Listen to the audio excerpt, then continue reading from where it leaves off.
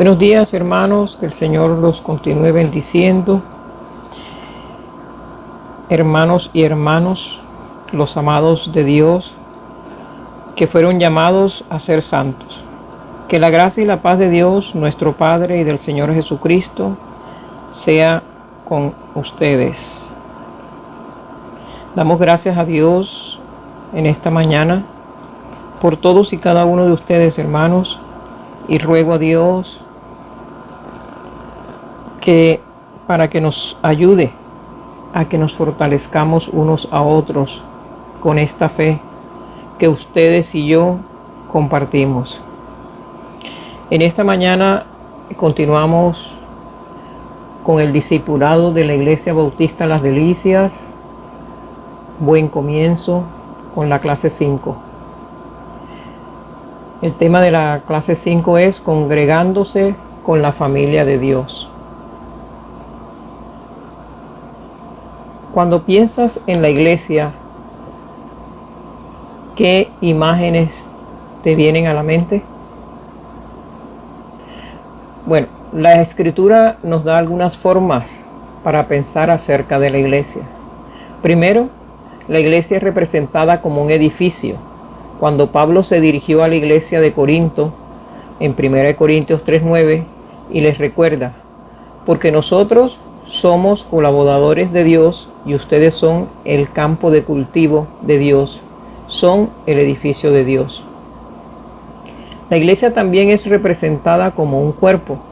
En Romanos 12:4-5 Pablo escribe en los deberes cristianos, versículo 4, porque así como en un cuerpo hay muchos miembros y no todos los miembros tienen la misma función, versículo 5, así también nosotros, aunque somos muchos, formamos un solo cuerpo en Cristo y cada miembro está unido a los demás. Ahora bien, estas dos imágenes son muy útiles e importantes y podrían ser desarrolladas en una clase detalladamente, pero el nombre de esta clase se deriva de una tercera imagen vista en las Escrituras, la cual es una familia. Como Pablo escribe a Timoteo, él explica a la iglesia no en términos de un lugar donde nos reunimos, sino en términos de una familia. En 1 de Timoteo 3:15, Pablo dice, el misterio de la piedad. En el versículo 15, para que si me tardo, sepas cómo conducirte en la casa de Dios, que es la iglesia del Dios viviente, columna y baluarte de la verdad. El término clave aquí es casa. Pregunto, ¿qué se encuentra en una casa? Bueno, en una casa se encuentran familias. Términos asociados con relaciones familiares son usados abundantemente a lo largo de la Escritura. En Efesios 1, se nos dice que Dios nos ha escogido para ser adoptados como sus hijos. En la clase de la semana pasada conversamos sobre hablar con Dios.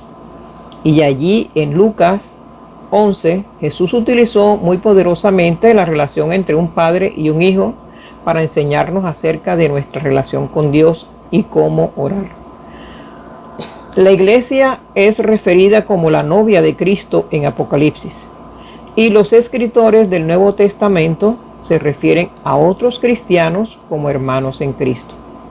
Pregunto, cuando piensas en una familia, indiferentemente de si todos tuvimos particularmente buenas experiencias familiares, ¿qué características o cualidades deberían tipificar a las familias?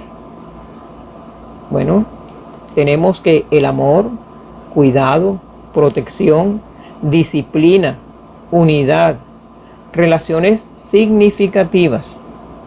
Y estas cualidades también deberían caracterizar a la iglesia. Y esperamos desarrollarlas un poco más el día de hoy mientras miramos Hechos 2:42-47.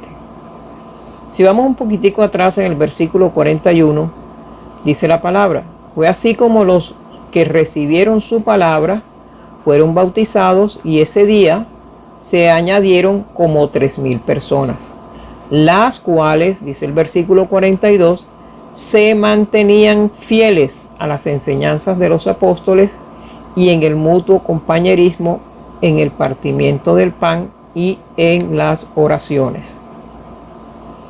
La vida de los primeros cristianos. En el versículo 43, al ver las muchas maravillas y señales que los apóstoles hacían, todos se llenaban de temor. Versículo 44, y todos los que habían creído se mantenían unidos y lo compartían todo. Vendían sus propiedades y posesiones y todo lo compartían entre todos, según las necesidades de cada uno. Versículo 46 dice, todos los días se reunían en el templo y partían el pan en las casas y comían juntos con alegría y sencillez de corazón. El versículo 47 dice, mientras alababan a Dios y brindaban ayuda a todo el pueblo. Y cada día el Señor añadía a la iglesia a los que habían de ser salvos. El objetivo de la clase de hoy es que un nuevo creyente salga con una mejor idea de lo que se debería esperar cuando nos congregamos con otros miembros de la familia de Dios. Bueno, como todos sabemos, no es posible por la pandemia estar juntos como lo teníamos por costumbre, y nos encontrábamos todos y nos contábamos y nos alegrábamos y compartíamos cosas personales y de la iglesia también. Pero el objetivo es ese, que los creyentes salgan con una mejor idea de esta clase, ¿verdad? De lo que debería esperar cuando nos congregamos. Por lo menos desde las casas también podemos hacerlo de esta manera virtual con otros miembros de la familia de Dios, como se está haciendo aquí en la iglesia, por medio de la herramienta del Zoom, de las llamadas, videollamadas, etc. La relación entre el pasaje y la iglesia como una familia no será perfecta, pero será instructiva mientras consideramos la importancia de la iglesia en nuestras vidas como cristianos. Mientras comenzamos hablando sobre la iglesia, se me ocurrió que podría ser útil tener una idea más clara de lo que queremos decir cuando usamos la palabra iglesia para describir a la familia de Dios. Entonces preguntémonos, ¿qué es iglesia? ¿Qué es la iglesia?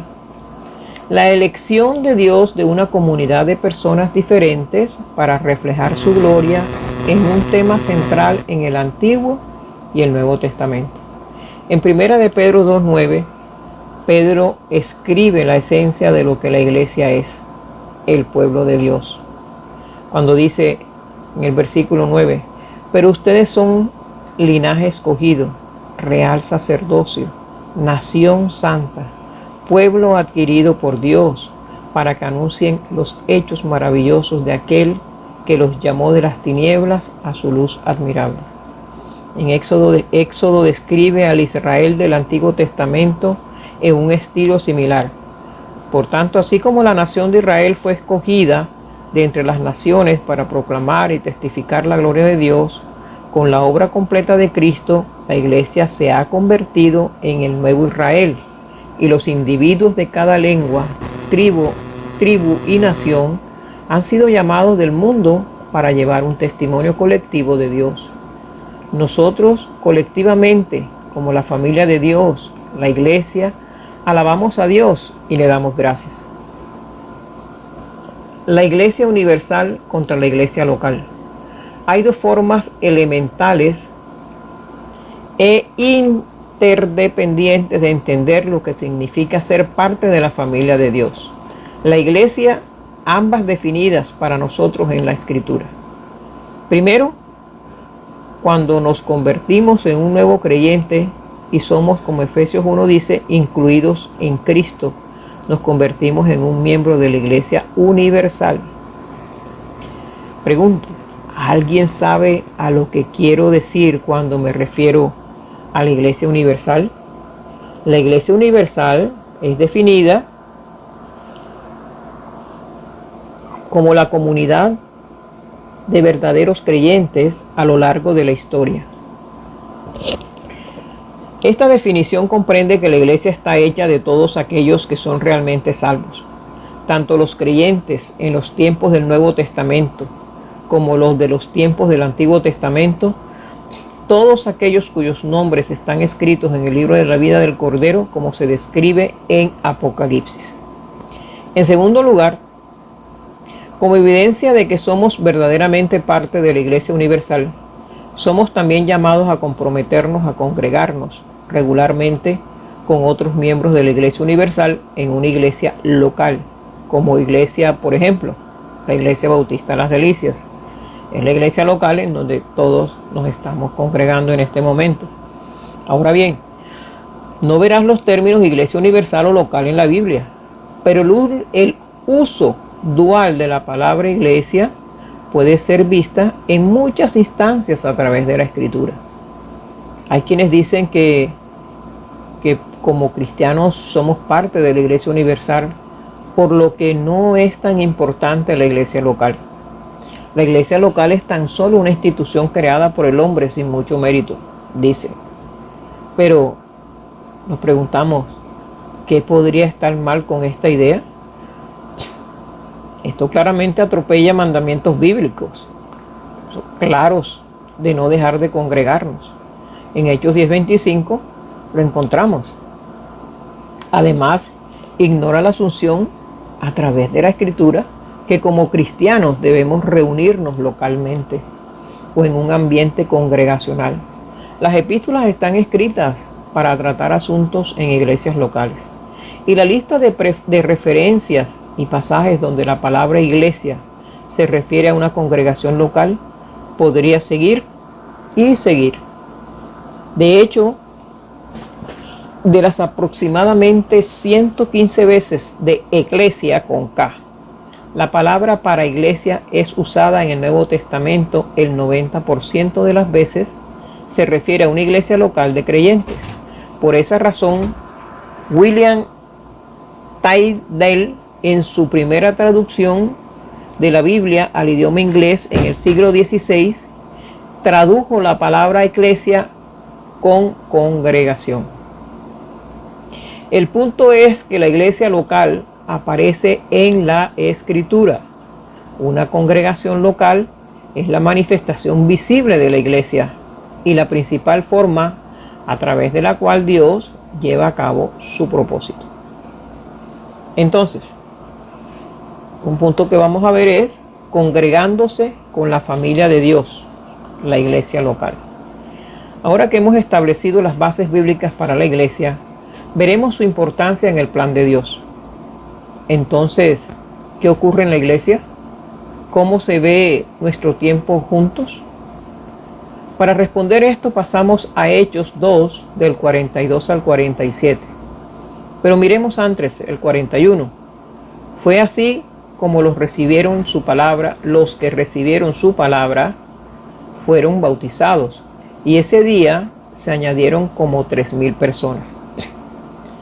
Versículo 42 dice, las cuales se mantenían fieles a las enseñanzas de los apóstoles y en el mutuo compañerismo, en el partimiento del pan y en las oraciones.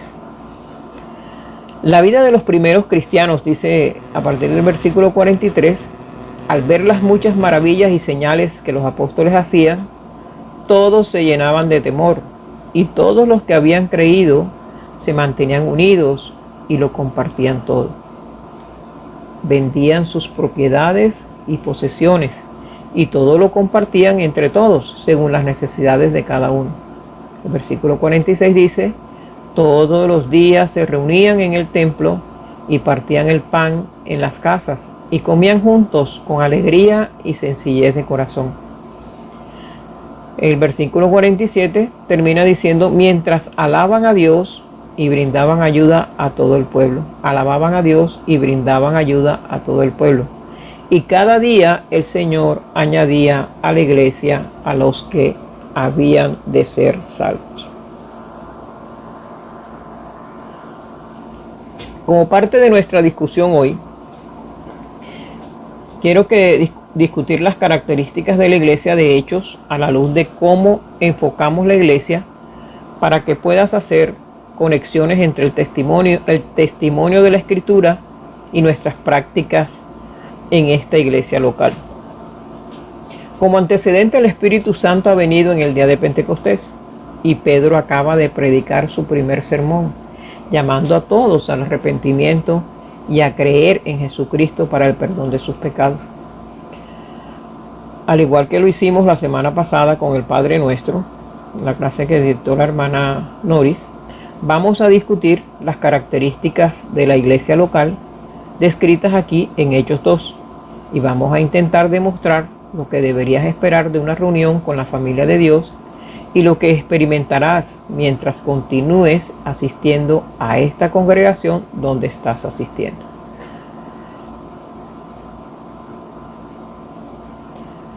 Perseveraban en la enseñanza de la palabra, versículo 42. Específicamente dice que ellos perseveraban en la doctrina de los apóstoles. En otras palabras, la iglesia primitiva perseveraba en lo que los apóstoles tenían que decir de Cristo, el significado de su muerte y resurrección, así como lo señalaba el Antiguo Testamento, y se cumplió en Cristo. Aquí vemos que la autoridad de los apóstoles era claramente reconocida y establecida entre los primeros cristianos. Observa que el análisis en la enseñanza de los apóstoles es la primera cosa que Lucas registra y no creo que sea por accidente. La palabra es fundamental para nuestras vidas juntos. Es a través de la palabra de Dios que Dios nos habla. En 1 de Timoteo 2:4,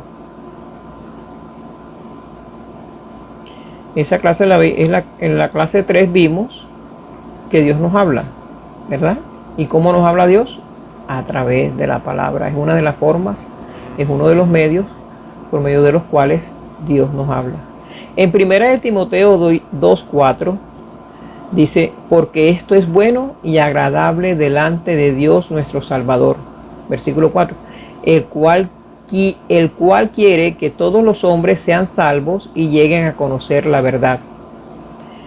Leemos que la tarea principal del predicador es predicar la palabra, anunciar o proclamar el evangelio. Un par de puntos para hacer aquí sobre por qué la escritura debería estar en el centro de todo lo que hacemos como la iglesia. Primer punto es, como señalamos en nuestras segundas clases, en la que estudiamos anteriormente, la escritura señala el camino a la salvación y el conocimiento de Cristo.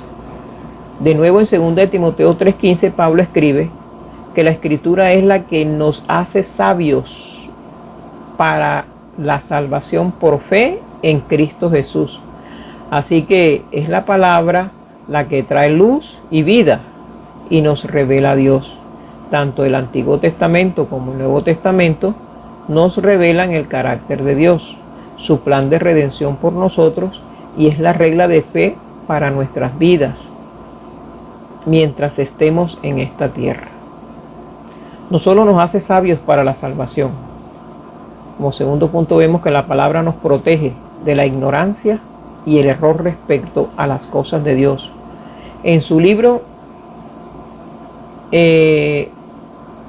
Fundamentalismo y la palabra de Dios, J.I. Packer escribe, porque la iglesia en la tierra consiste de pecadores imperfectamente santificados. Siempre hay dos defectos en las vidas de sus miembros, corporativo e individualmente.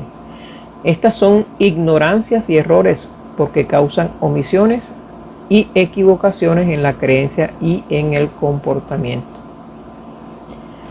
La iglesia, por tanto, tiene dos necesidades constantes: instrucción en las verdades por las cuales debemos vivir y la corrección de las deficiencias por las cuales tu vida se ve afectada.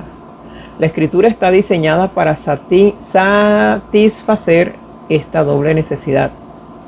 Citando a segunda de Timoteo, Baker dice que la escritura es útil para enseñar e instruir en justicia, por una parte para reprender y por otra para corregir. Como tercer punto tenemos que la escritura nos equipa para las buenas obras en el servicio de la gloria de Dios. En ese mismo pasaje de 2 de Timoteo, Pablo hace esta conexión entre conocer la escritura y hacer buenas obras. Pablo dice que toda la escritura es inspirada por Dios y es útil para enseñar, redarguir, para corregir e instruir en justicia, para que el hombre de Dios sea enteramente preparado para toda buena obra.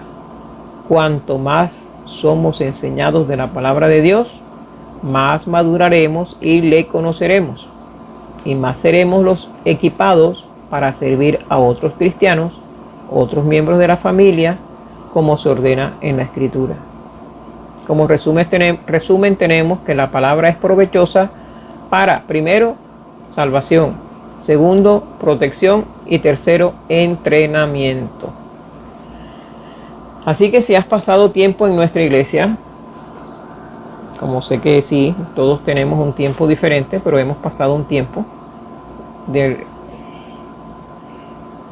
notarás que todo lo que hacemos está edificado correctamente, dividiendo la palabra de verdad, desde nuestras oraciones a nuestros sermones matutinos, a los sermones del domingo por la noche, por la noche no, el que se hace en la mañana, los seminarios básicos, el estudio inductivo de la palabra en las noches de los miércoles. Se da prioridad a entender lo que la escritura dice, lo que significa realmente y cómo debería desafiarnos de forma práctica a vivir como cristianos. Muchas gracias, hermanos, por su atención. Le damos gracias a Dios porque a través de estas enseñanzas, estos discipulados, vamos a aprender a conocerlos más al Señor, a vivir más su palabra y a poner por obra cada parte que Él nos enseña. Muchas gracias, hermanos. El próximo domingo continuaremos con la clase quinta. Muchas gracias. Oremos. Padre, te damos gracias en esta mañana porque tú eres bueno y para siempre es tu misericordia. Señor, tú has sido justo, has sido fiel, nos has guardado, nos has fortalecido en estos tiempos que no han sido muy fáciles, Señor, para ninguno de nosotros. Pero tu bondad ha sido manifiesta en cada instante de nuestra vida. Te doy gracias por cada hermano, Señor, que han perseverado congregándose ahora de manera virtual. Padre, te doy gracias por cada uno de ellos, por su familia, por los que han tenido la salud un poco quebrantada, para que tú los fortalezcas, mi Dios amado, y para que tú los sigas, Señor, sanando emocionalmente y físicamente, Padre, porque solamente a través de tu palabra podemos, Señor, creer más en ti y confiar más en ti, porque andamos por fe y no por vista. Gracias, Señor, por el lugar donde nos has colocado, porque así como hemos enseñado en esta mañana, todo lo que se hace en esta congregación, en esta iglesia local, se hace basado en tu palabra y guiados por el Espíritu Santo de Dios. Gracias, bendice a los pastores, Señor, y oramos para que el resto del servicio sea tu nombre glorificado y exaltado, porque solo tú mereces honra, gloria, alabanza y honor. Muchas gracias, Padre, en Cristo Jesús. Amén.